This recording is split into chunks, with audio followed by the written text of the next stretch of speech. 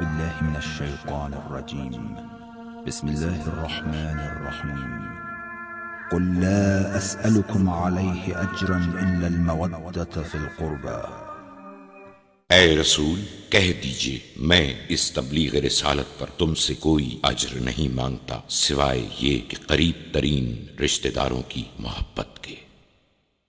آسمانی پتھر۔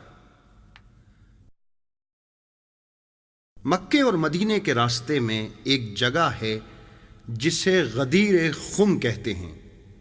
یہ اس جگہ کا نام ہے جہاں پیغمبر اکرم صلی اللہ علیہ وآلہ وسلم نے حضرت علی علیہ السلام کو اپنا جانشین مقرر کیا، اور اس جانشینی کا تمام لوگوں کے سامنے اعلان ہوا۔ غدیر خم میں امیر المومنین حضرت علی کی جانشینی کی خبر قریب و دور کے تمام شہروں کے لوگوں کے کانوں تک پہنچی، حتیٰ کہ دوست اور دشمن سب تک پہنچی۔ منافقین میں سے حارث بن نعمان نامی ایک شخص اس خبر کے سننے سے اس قدر غضبناک ہوا کہ دیوانہ وار مدینے کی سمت بھاگا تاکہ اس امر پر اعتراض کرے۔ حارث غصے میں بھرا ہوا مسجد میں داخل ہوا۔ پیغمبر اکرم صلی اللہ مہاجرین اور انصار کے مجمع میں کھڑے تھے، اور امیر المومنین علی علیہ السلام بھی ہمیشہ کی طرح آپ کے ہمراہ تھے۔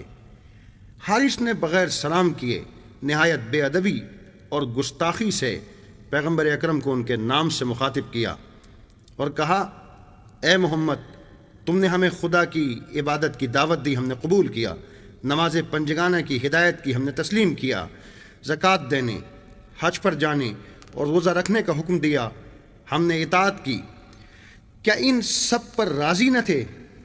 اور اب اس جوان یعنی علی ابن ابی طالب کو اپنا جانشین متعارف کروایا اور ہمیں اس کی پیروی کا حکم دیتے ہو؟ ذرا یہ بتاؤ، معلوم تو ہو کہ یہ کام تم نے خدا کے حکم سے انجام دیا یا اپنی طرف سے؟ محفل کی فضا میں تناؤ پیدا ہو گیا۔ پیغمبر اکرم کا چہرہ غصے سے سرخ ہو گیا۔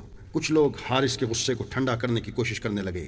پیغمبر اٹھے اور اپنے دست مبارک کو حضرت علی علیہ السلام کے دوش مبارک پر رکھا اور فرمایا کہ قسم ہے اس ذات کی جس کے قبضہ قدرت نے میری جان ہے، جس کے سوا کوئی خدا نہیں، جو کچھ غدیر میں واقع ہوا اور میں نے وہ آپ تک پہنچایا، سب کچھ خدا کے حکم اور فرمان سے تھا۔